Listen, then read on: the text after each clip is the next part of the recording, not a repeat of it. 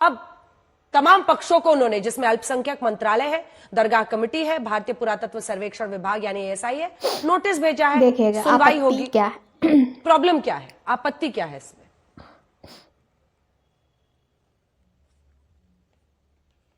Problem यह है कि ख्वाजा अजमेरी की जो दरगाह है। अस्सलाम वालेकुम मेरे प्यारे भाइयों, कैसे हो आप लोग? आई होप आप लोग अच्छे होंगे। तो आज का काफ़ी ज़्यादा वीडियो चर्चित इस टाइम पे ट्रेंड में चल रहा है। वैसे आप लोग देख चुके होंगे, मैं इस टॉपिक पे वीडियो नहीं बनाना चाहती थी क्योंकि लड़ाई दंगे वाले वीडियो मुझे अपने चैनल पे नहीं लाने। लेकिन भाई कभी कभी ऐसा हो जाता है जब कोई धर्म के खिलाफ बात आ जाती है ना, तो वीडियो लाना एक कहते नहीं है, ज़रूरी हो जाता है। तो भाई एक वीडियो चल रहा है काफ़ी ज़्यादा, जो कि काफ़ी ज़्यादा चर्चित प्लेस है अजमेर शरीफ, है ना। तो वहाँ पे जो लोग दावा कर रहे हैं कि वहाँ पे शिव मंदिर था।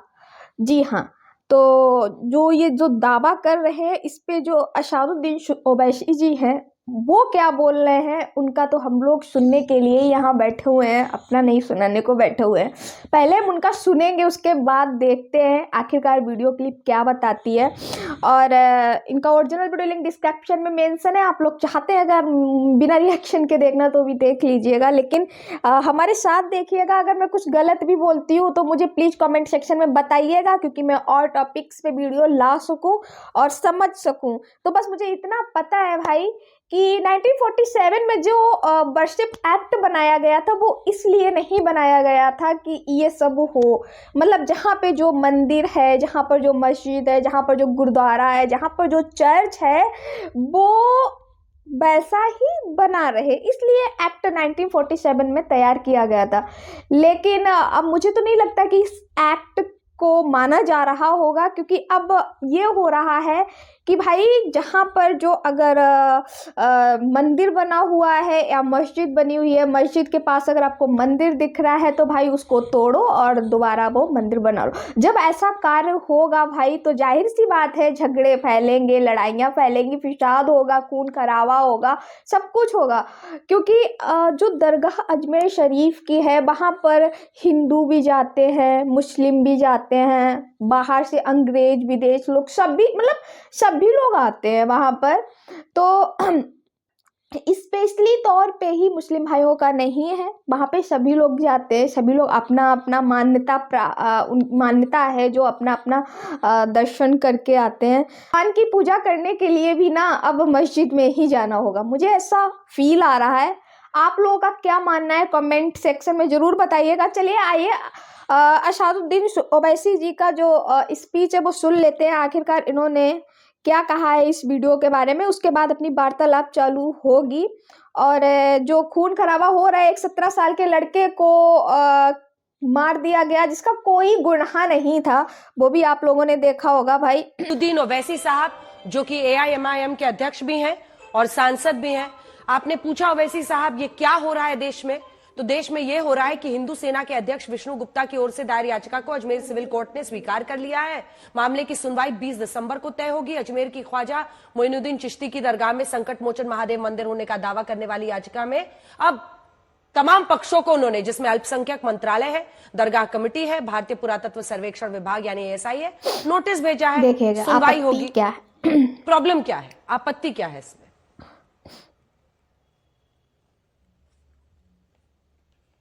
प्रॉब्लम यह है कि ख्वाजा अजमेरी की जो दरगाह है वो 800 साल से है, और दरगाह शरीफ पे कभी भी ऐसा कोई क्लेम नहीं उठा।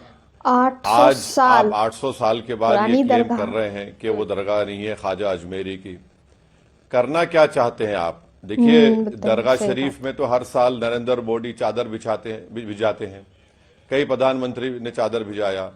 हमारे पड़ोसी 2 ममालिक वो डिप्लोमेसी के नाम पर डेलीगेशन भी करते हैं, डेलीगेशन भी जाते, ऑफिशियल डेलीगेशन। मकसद एक ही है कि जितने मुसलमानों की मसाजिद और दरगाहें हैं, वहां पर ये तमाम BJP sponsored directly indirectly RSS के जो ये लोग हैं, इनको इस्तेमाल करके एक माहौल पैदा किया जा रहा है। आप क्या ख्वाजा अजमेरी की दरगाह पर कैसे आप बताएंगे? बताइए। यानी अलाउद्दीन खिलजी के जमाने से अगर आप अमीर खुसरो की किताब देखेंगे मैडम, जिसका नाम है खजाइन फतूहा, उसमें जिक्र है। फिर मुगलों का दौर रहा, उसके बाद मुगल खत्म हुए, मराठाज आए। मराठाज ने जब कमजोर पड़े तो अजमेर को 18,000 रुपये में अंग्रेजों को बेच दिया। फिर जितने राजस्थान के जितने 22 रॉयल फैमिलीज हैं, और खुद जयपुर के बादशाह ने 40,000 तोला सिल्वर दिया दरगाह शरीफ को। आप इससे जिन लोगों का कॉन्फिडेंस कोर्ट पर है उस हटाना चाह रहे हैं। आप एक लॉ एंड ऑर्डर का मसला पैदा करना चाह रहे हैं, सोशल इंस्टेबिलिटी आप देश में पैदा करना चाह रहे हैं। और ख्वाजा अजमेरी की जो दरगाह है सुल्तान हिंद की, पूरे दुनिया से लोग आते हैं। आप मैसेज क्या दे रहे हैं? आपको तो अब यूएस गवर्नमेंट के स्टेट डिपार्टमेंट की फ्रीडम ऑफ रिलीजन की रिपोर्ट की जरूरत ही नहीं है भारत के बारे में लिखने की। इतना बड़ा काम ये लोग कर दिए हैं। आपने तमाम किताब कोट किए, तो मैं भी आपको एक किताब दिखा रही हूं जिसको इस पूरे केस में सबूत के तौर पर पेश किया गया है। Ajmer historical and descriptive, Harbilas Sarda की ये 1911 की किताब, जिसके पन्ने ये चीख चीख कर बता रहे हैं कि वहां पर हिंदू मंदिरों के अवशेष की बात है। पन्ना नंबर 53 जिसमें 93, जिसमें ये लिखा गया है कि बुलंद दरवाजे के उत्तर के गेट में 3 मंजिला छतरी है। ये किसी हिंदू इमारत के हिस्से से बनी है। छतरी की बनावट हिंदू मूल को दिखाते हैं। पेज नंबर 94, छतरी में लाल रंग के बलुआ पत्थर वाला हिस्सा पुराने जैन मंदिर का है जिसका विध्वंस किया गया। बुलंद दरवाजा, वो दावा है उस किताब के मुताबिक कि जैन मंदिर भी था और हिंदू मंदिर भी था। बुलंद दरवाजा और अंदर की चारदीवारी के नीचे पुरानी हिंदू इमारत या मंदिर के तहखाने में कई कमरे हैं। असल में पूरी दरगाह पुराने हिंदू मंदिर के स्थल पर बनी है। इसी के साथ मंदिर में महादेव की तस्वीर है। परंपरा के मुताबिक तहखाने के अंदर मंदिर में महादेव की तस्वीर है जिस पर रोज ब्राह्मण परिवार पूजा करता था। आज भी दरगाह में घड़ियाली की वो परंपरा है।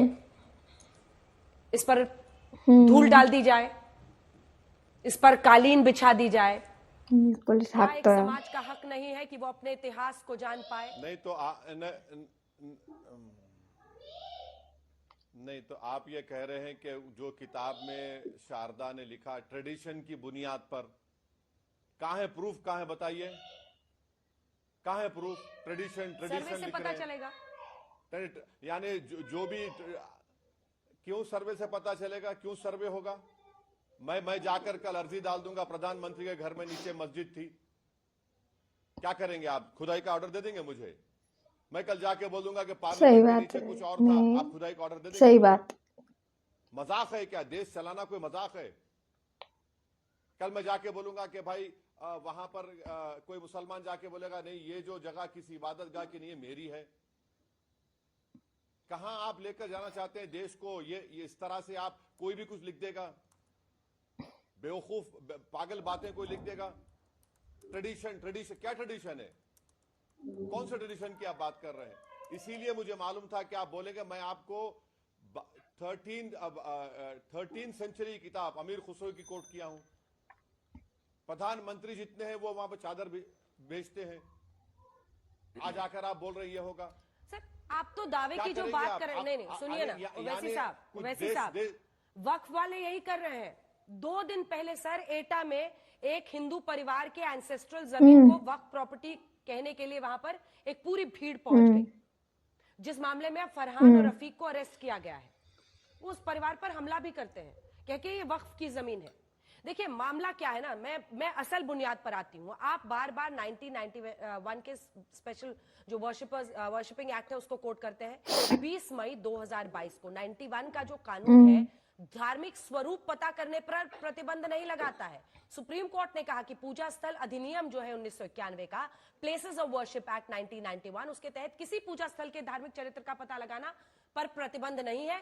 न्यायमूर्ति DY चंद्रचूड़, न्यायमूर्ति सूर्यकांत और न्यायमूर्ति PS नरसिम्हा की पीठ ने ज्ञानवापी मस्जिद विवाद की 1 घंटे की सुनवाई के दौरान महत्वपूर्ण टिप्पणी करते हुए कहा कि इसने 2019 के अयोध्या फैसले में पूजा स्थल अधिनियम के प्रावधानों पर गौर किया और धारा 3 पूजा स्थल धार्मिक चरित्र सुनिश्चित करने पर स्पष्ट तौर पर रोक नहीं लगाती है। यानी आम भाषा में बोले तो सर्वे पर रोक नहीं है। चरित्र बदलने पर रोक है लेकिन सर्वे पर रोक नहीं है। पहले तो मैडम सुनिए मैडम, पहले मैं बड़ी इज्जत के साथ आपसे अर्ज कर रहा हूं, जो कोई भी आपको लिख कर दे रहा है ना, वो नंबर 1 का थम्स अप है। एक ओरल ऑब्जर्वेशन को आप जजमेंट का रोल दे रहे हैं। क्या है मैडम, ये कौन कह रहा है आपको? एक ओरल ऑब्जर्वेशन था ऑन द एक्ट, और यही reading of the Chandrachud act साहब ने सुन तो ली। बोलिए, सॉरी। देखिए मैडम, ओरल ऑब्जर्वेशन अलग होता है, जजमेंट अलग होता है। आप ओरल ऑब्जर्वेशन को जजमेंट कर आप दे देंगे, तो फिर इसका मतलब नरेंद्र मोदी पर जो हाई कोर्ट ने, सुप्रीम कोर्ट ने कहा था कि रोम जल रहा था और नीरू बांसुरी बजा रहे थे, मैं बोलूं वो तो ओरल ऑब्जर्वेशन था। वो ओरल ऑब्जर्वेशन जजमेंट का स्टेटस नहीं दे सकते आप। 1991 में पीवी नरसिम्हा राव की सरकार आई, मस्जिद के केस में, बाबरी मस्जिद विवाद के समय एक्ट लागू। बात हुई थी, और क्यों हुई थी? भारत जो है आर्टिकल 21 ICESCR का सिग्नेटरी है।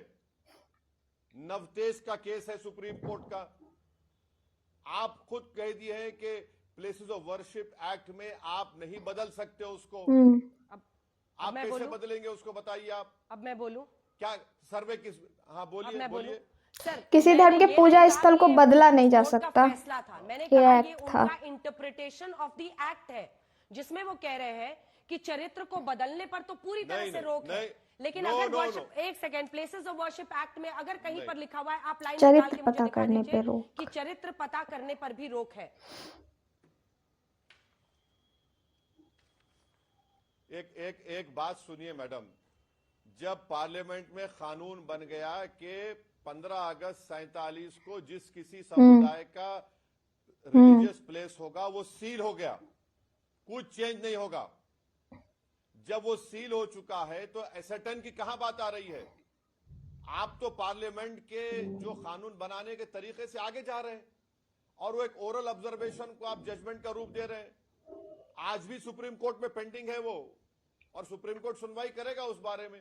सर, मैं तो कह रही हूं, अगर उस एक्ट बताइए आप, एक्ट में ये किस लिए रहेगा? एक्ट में अगर ये लूपहोल है तो आप बैरिस्टर हैं, आप कुछ कीजिए ना, जाइए ना, इन लोगों की बिना पर आप केस।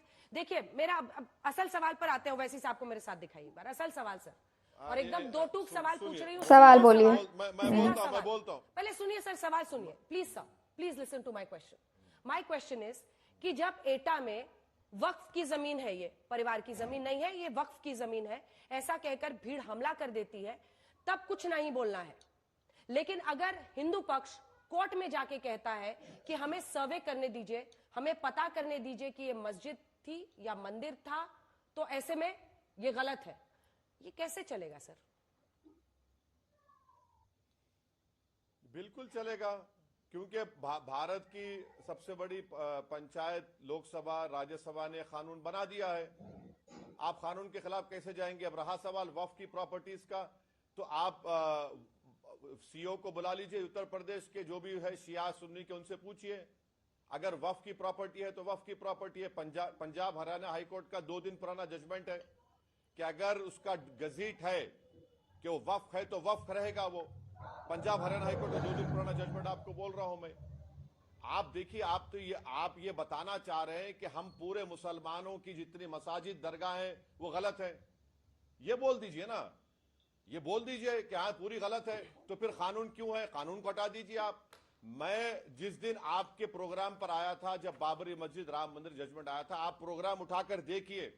मैंने आपसे कहा था कि देखना, इस जजमेंट जो गलत है, आस्था की बुनियाद पर दिया गया, इसमें कई मसले खुल जाएंगे। आज मैडम मैं आपको बता रहा हूं, 15 ऐसे दरगाह और मसाजिद पर केस पड़ चुका है। ज्ञानवापी है, मथुरा है, आपके सलीम चिश्ती की दरगाह है, ख्वाजा अजमेरी की दरगाह है, खुव्वतुल इस्लाम की मस्जिद है, और क्या है, कर्नाटका में बाबा बुदरंगी दरगाह चिकमंगलूर है, कमाल मौला की मस्जिद है, मध्य प्रदेश से 15 इश्यूज पैदा हो गए। सर्वे का ऑर्डर तो सिर्फ अभी तक 4 जगह ही है सर। दरगाह नहीं है। संभल सर्वे का ऑर्डर तो 4 ही जगह, एक तो शाही जामा मस्जिद संभल में जहां पर 2 दिन सर्वे हुआ है, ज्ञानवापी मस्जिद जहां पर 2 दिन सर्वे, भोजशाला धार मध्य प्रदेश जहां 98 दिन मथुरा सर्वे हुआ है, श्री कृष्ण जन्मभूमि शाही ईदगाह जो मस्जिद मथुरा है, वहां पर सुप्रीम कोर्ट ने फिलहाल रोक लगा दी है, लेकिन सर्वे के ऑर्डर्स यहीं पर आए थे। मैं तो ये कहती हूँ सर, आप इतने काबिल बैरिस्टर हैं, आप क्यों नहीं वकील बनकर दूसरी तरफ से लड़ते हैं? या आपके लिए भी सिर्फ ये पॉलिटिक्स को उकसाने का माध्यम है? क्योंकि यही आरोप आप बीजेपी पर भी लगाते हैं ना, आरएसएस पर लगाते हैं। नहीं, ये जो मोदी सरकार तो सुप्रीम कोर्ट में 91 प्लेस ऑफ वर्शिप एक्ट पर केस पड़ा, अपना जवाब ही नहीं दाखिल कर रही है। जवाब दाखिल करने के लिए बोलिए। अब आपको एक एग्जांपल बताता हूं, ये एक्ट का कैसे इस्तेमाल गलत करने की कोशिश की जा रही है। संभल की मस्जिद का मामला है, वहां पर क्या किया पिटिशनर ने। सबसे पहले तो जो पिटिशनर है, जो लॉयर है, वो उत्तर प्रदेश सरकार का स्टैंडिंग काउंसिल है, उसको परमिशन मिला नहीं मिला अलग वो बताएगा। उन्होंने क्या कहा कि हमको राइट ऑफ वे चाहिए मस्जिद में।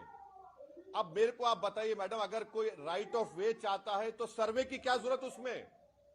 उनका प्रेयर पढ़ लीजिए, प्रेयर में लिखा है राइट ऑफ वे चाहिए। उसी दिन कोर्ट में आता है, कोर्ट दोपहर में सुनता है और 1 घंटे के बाद ऑर्डर दे देता है और 45 किलोमीटर कोर्ट से मस्जिद का रास्ता है, पुलिस पूरी तैयार वहां पर। क्या हो रहा है फिर? ये कोई राइट ऑफ वे चाह रहा है आर्कियोलॉजिकल एक्ट के तहत, भाई राइट ऑफ वे चाहिए तो आके बैठे ना पिटिशनर, कौन रोक रहा है तुमको मस्जिद में? मगर सर्वे के ऑर्डर क्यों दिया जज ने फिर? इसको आप समझिए, इसकी क्रोनोलॉजी समझिए, आप क्या करना चाह रहे हैं फिर आप। अच्छा, मथुरा की आप बात किए, 1965 में हिंदू और मुसलमानों ने बैठकर तस्वीया कर लिया। मुसलमानों ने 8 एकड़ जमीन दी कृष्ण जन्म स्थान के लिए, जहां पे परनाला था, वो एग्रीमेंट हो गया, सुन्नी वक्फ बोर्ड की ताईद से हुआ, खत्म हो गया मसला। अब 2023 में उसको खोलते हैं कि नहीं, वो हिंदू कौन थे जो ये तस्वीया करने वाले? सही बात है, सही बात है। बेरोजगारी मुद्दा नहीं है, यही आप लड़ाएंगे हिंदू मुसलमानों को, बीजेपी आरएसएस वाले इस नाम पर। नहीं, पर ये संघ प्रमुख का तो एक बयान है जो जरा पढ़ के आपको सुनाना चाहते हैं। उन्होंने तो सीधा कहा था कि हम लोगों को इससे अब कोई मतलब नहीं है। उन्होंने ये कहा था जून 2022 में, मोहन भागवत ने, जो कि आरएसएस प्रमुख हैं, मोहन भागवत जी ने कहा कि इतिहास वो है जिसे हम बदल नहीं सकते, इसे ना आज के हिंदुओं ने बनाया ना आज के मुसलमानों ने। ये उस समय घटा जब हर मस्जिद में शिवलिंग क्यों देखना है, अब हमको कोई आंदोलन करना नहीं है, रोज एक नया मामला नहीं निकलना चाहिए, हमको झगड़ा क्यों बढ़ाना चाहिए। वो तो ये कह रहे हैं, फिर भी आप उन्हीं पर आरोप लगा रहे हैं। मुझे बताइए ना सर, संभल की बात करते हैं, संभल की तस्वीरें दिखाइए जरा सर को। संभल में मुस्लिम समाज की आबादी 2011 के सेंसस के मुताबिक जो नंबर्स आए थे 52% है, हिंदू 47%। वहां मुस्लिम बहुसंख्यक है। आप पुलिस पर मौत का आरोप लगा रहे हैं। पुलिस कह रही है कि 9mm पिस्टल की गोली से नहीं मरे हैं मरने वाले, वो 315 बोर वाली देसी कट्टे से मरे हैं। पोस्टमार्टम रिपोर्ट ये बता रहा है। पत्थरबाजी वहां पर कौन कर रहा था ये दिख रहा है, सीसीटीवी को कौन तोड़ रहा है, नकाबपोश 2000 लोग पहुंचते हैं, तब आपको साजिश नहीं दिखती सर।